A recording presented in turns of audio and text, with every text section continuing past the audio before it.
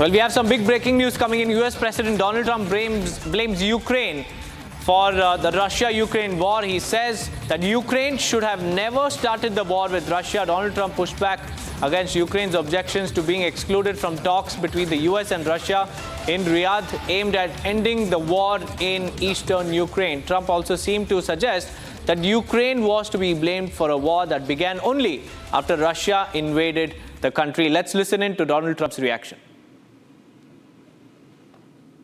And I think I have the power to end this war. And I think it's going very well.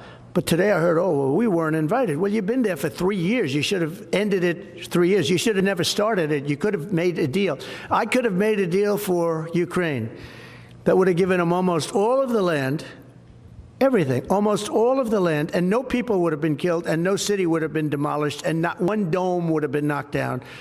But they chose not to do it that way. And President Biden, in all fairness, he doesn't have a clue. What he was so bad for this. He was so bad, so pathetic, so sad. Now, meanwhile, U.S. Secretary of State Marco Rubio has said that USA and Russia are committed to end the war in Ukraine. And this, he said, after high-level talks with Russian delegation in Riyadh was held.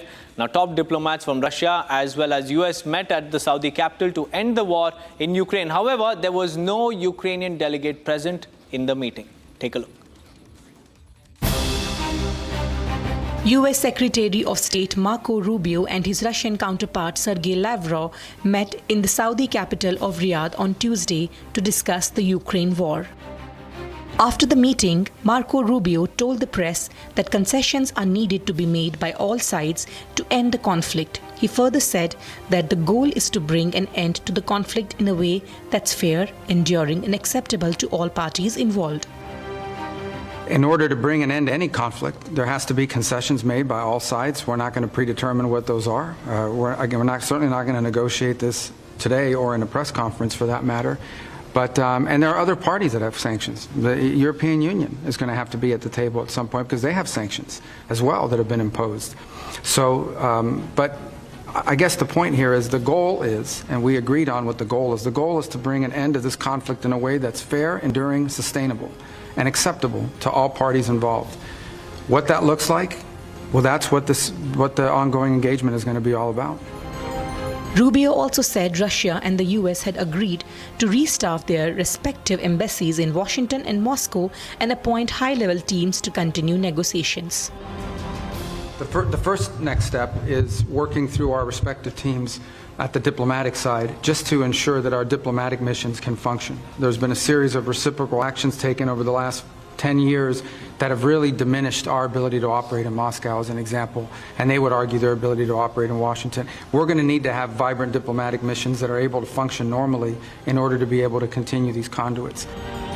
The U.S. Secretary said that he is convinced that the Russians are willing to end the war, but said that the ultimate success depends on willingness on every side to end the conflict. I came away today convinced that they are willing to begin to engage in a serious process to determine how and how quickly and through what mechanism can an end be brought to this war. Whether we can ultimately reach that outcome will obviously depend on every side in this conflict's willingness to agree to certain things.